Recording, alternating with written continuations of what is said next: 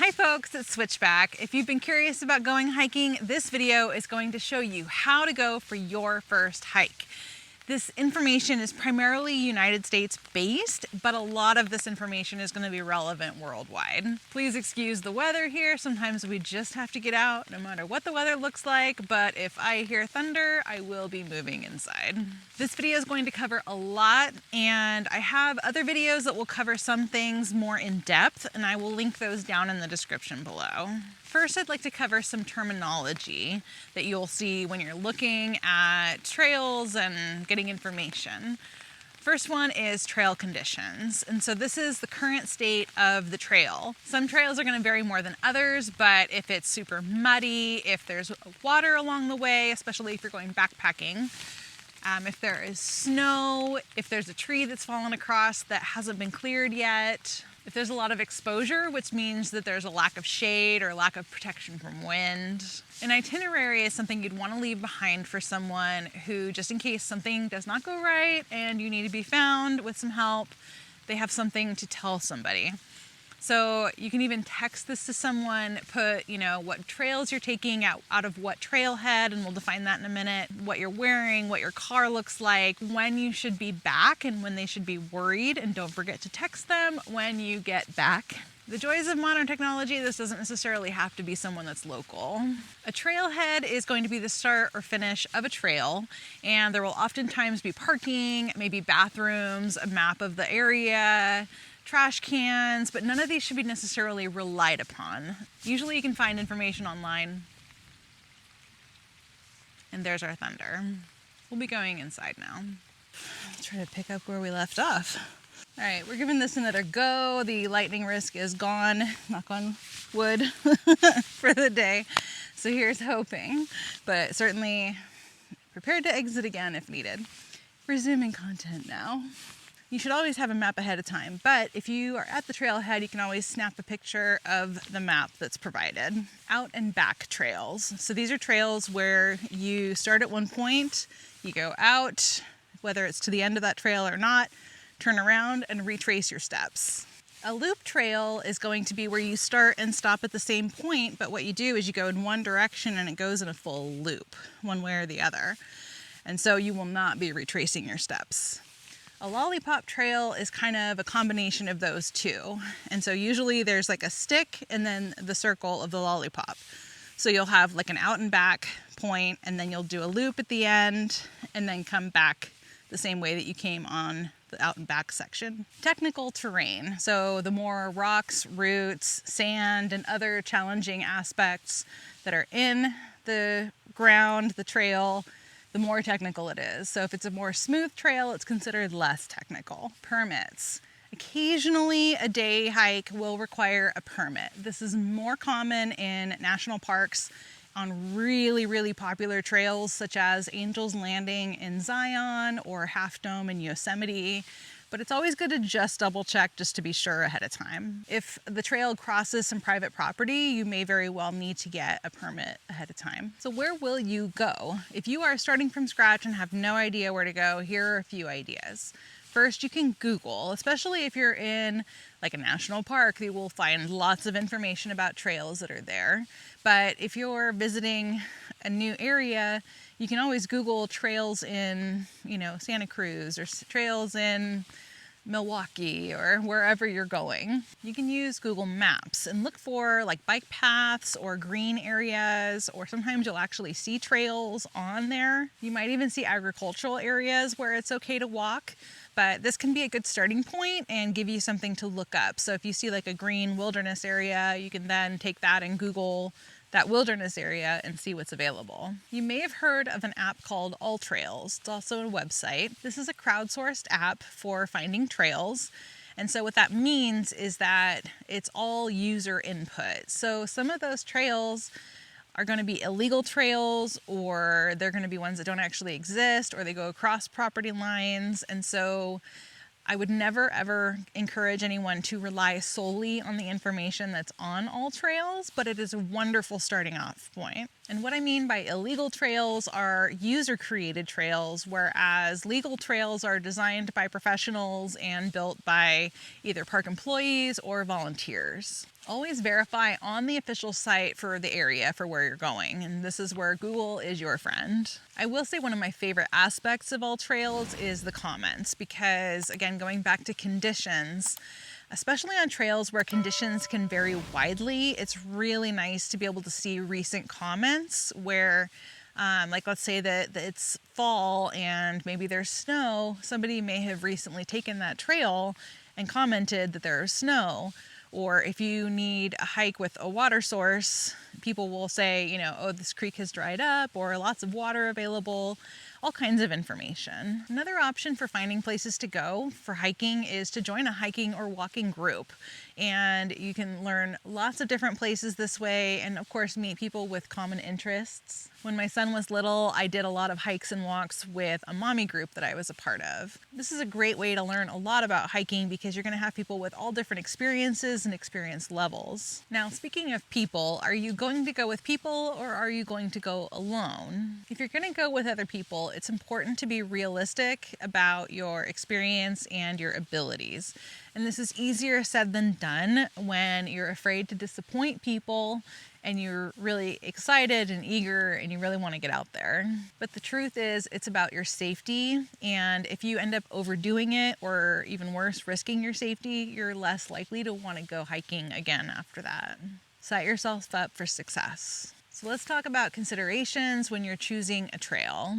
Are you going to feel more comfortable on one that's busier or something that's a little more secluded and remote? The nice thing with a busier trail is that you will have more people available if something were to happen to you. You will encounter fewer animals because they'll usually be scared off by the volume of people, both like number of people and volume of voices and all of that. A secluded trail, you're going to have more likelihood of seeing different animals out there, for better or worse. Now, if you have physical challenges or you're going to be pushing a stroller or a wheelchair, you're going to want something that's a little bit more smooth, or even a paved ADA path. Different trails in different areas are more well marked than others. Usually in national, state parks, regional parks or county parks, they'll be pretty well marked. Whereas like in wilderness areas or BLM land, then they're sometimes a little less well marked, but it just depends on the region, the area. So some of this information may be available online. Thought I heard something. Now with that, how are you going to navigate? Are you familiar with using a map and compass? It's a good skill to have in general, but realistically, most people use GPS nowadays. So how will you do that? Do you have an app on your phone? Do you have cell phone reception where you're going? So if you don't, you're going to need to be able to download those maps ahead of time. And with a GPS app, you can usually track your route as you're going. And sometimes you can even map it out ahead of time, but it just is going to vary from app to app. If you are considering going somewhere where you don't have cell phone reception, you're going to need to think about how you're going to call for help if something does happen. And this is where going on a busier trail might be helpful, where someone could have a satellite communicator, because if this is your first hike, you probably don't have one. But someone with one can help call for help if there is an emergency. If you have options wherever you're going, then look for trails that will take you to a neat feature, such as a waterfall, a lake, a mountaintop, whatever. That's something that's going to encourage you to want to go again. The rain's coming again. The rain is back. I feel like it's starting to rain. It got darker, that's for sure. When you're looking at All Trails or other trail apps for where you want to go, start with something that's rated easy and that's pretty short. Even if you're in really good shape, I really wouldn't go more than a couple of miles if you're not used to the terrain. Your first hike should really just be about getting used to hiking and seeing if it's really even your thing. Also keep in mind that hiking miles go a lot slower than walking miles, and it's really hard to gauge exactly how much slower it's going to be. There are also a lot of variables, such as how good of condition you're in, how difficult the terrain is, etc. If you're getting some value out of this, be sure to subscribe and hit that like button down below. So start where you are. Look at what your current fitness level is and be realistic when you're assessing this. Do you have any physical limitations? It's really easy to get out there and get excited about it and overdo it, which will just set you back in the long run. So take it easy on that first hike and start smaller than you think you should. Now it's definitely raining. All right. Yay, nature. Here we go. Yeah, I can definitely hear it hitting. So next, let's talk about what to wear on your first hike. Any kind of sturdy shoes should do the trick for your first hike. You don't necessarily need to run out and go buy some hiking boots. Avoid wearing cotton, including your socks and jeans. Cotton will hold on to that sweat, which can make you chafe and blister, and will make you get cold if you stop or you start going downhill. Consider taking a backpack or something with pockets to hold on to your keys, ID, phone, water, and anything else you might be carrying. You may also need sun and insect protection, and so it's important to know what the risks are where you're going. So things like mosquitoes are more seasonal. The spring and summer are the highest risk for mosquitoes. Ticks love to come out in weather like this. They love the rain, but of course they can be coming out at any time. So a few things to know about wherever you're headed before you go out there. Are there bathrooms? Is there water? Do you need to get any kind of a permit for parking? Is there going to be a fee? And if so, how will you pay for it? Is cash required or can you use a card?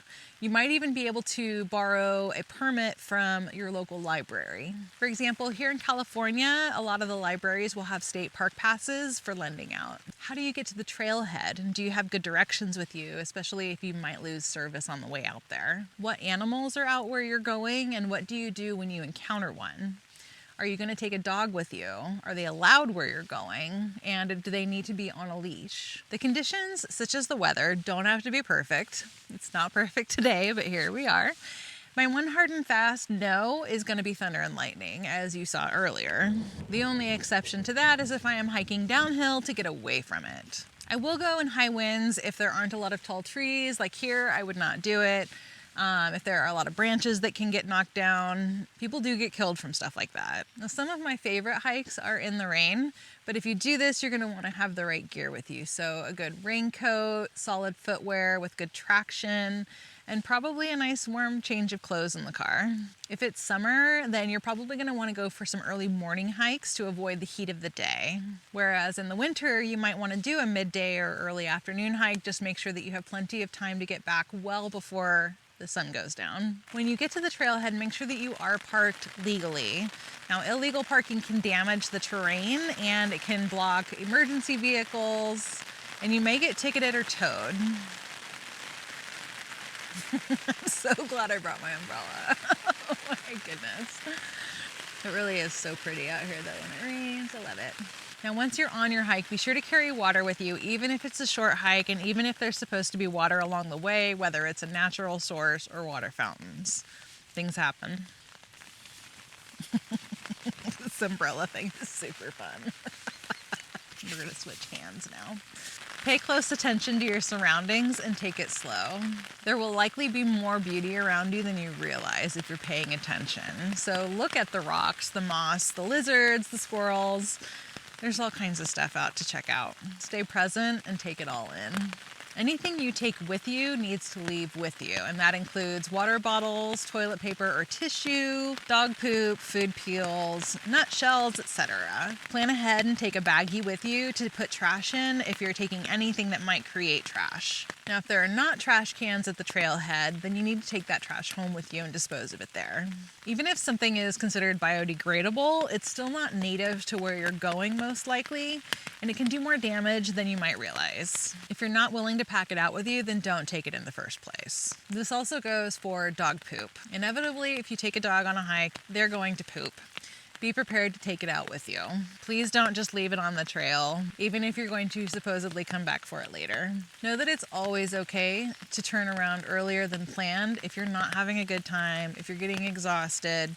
It's always okay to turn around sooner than planned. Now with that, even if you're having fun, feeling good, having a great time, and you're feeling strong, don't go longer than you originally planned. You can plan to go longer the next time, but it's really easy to overdo it and just, especially on an out and back, and just be like, I'm gonna go a little bit further, and then a little bit further, and then, oh, just to that tree, oh, just to that rock, and then you've added like miles.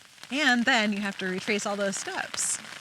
Now again, when you're done, don't forget to let the person that has your itinerary know that you're done, that you've made it back safely to the trailhead. Now you may have heard of the 10 essentials of hiking, and these are items that should be carried on most hikes.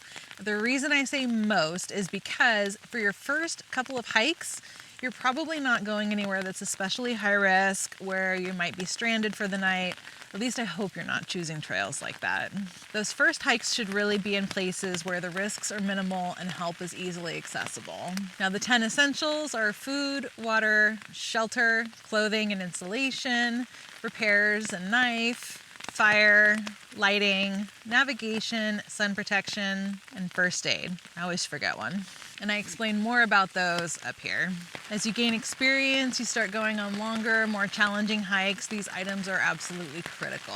Now, like most hobbies, there is an etiquette to hiking. And in order to properly respect those around you and the environment that you're in, it's really important to know what that etiquette really is. And so I have this video here to help you with that. I hope that you found this helpful, and if you did, be sure to subscribe and like the video and share it with anyone who might find it helpful. I'll look forward to seeing you next time. Thank you so much for watching. Bye. How to go for your first hike. Scared the hell out of me. Okay. Thanks, folks.